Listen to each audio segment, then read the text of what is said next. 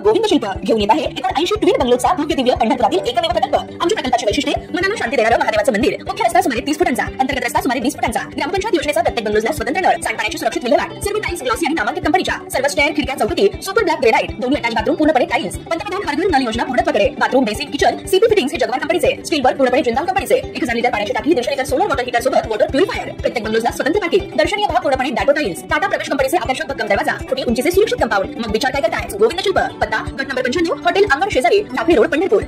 चारित्र्याच्या संशयावरून पतीने पत्नीच्या अंगावर डिझेल ओतून तिला पेटवून दिल्याची धक्कादायक घटना शिराळा तालुक्यातील सावंतवाडी येथे घडली आहे।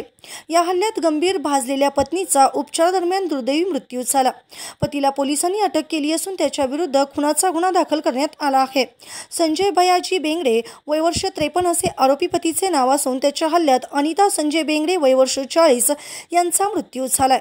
संजयला दारूचे व्यसन होते आणि याच व्यसनापायी तो अनिताच्या चारित्र्यावर संशय घेत तिला नेहमी मारहाण करत असे। गुरुवारी 11 सप्टेंबर रोजी रात्री अनिता घरात स्वयंपाक करत असताना संजयने तिच्याशी वाद घालण्यास सुरुवात केली।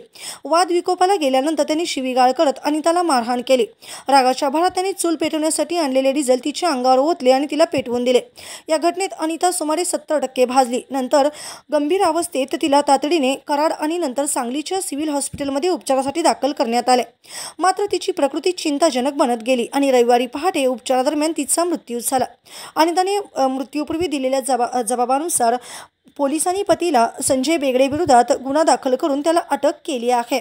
या घटनेनंतर पोलीस उपविभागीय अधिकारी अरुण पाटील आणि सहाय्यक पोलीस निरीक्षक राहुल अतिग्रे यांनी घटनास्थळाला भेट दिली असून पुढील तपास सुरू आहे। ताज्या घडामोडी पाहण्यासाठी आमच्या YouTube चॅनलवरील PVR म्हणजेच पंढरी वार्ता या न्यूजला सबस्क्राइब करा आणि शेजारील बेल आयकॉनवर क्लिक करा।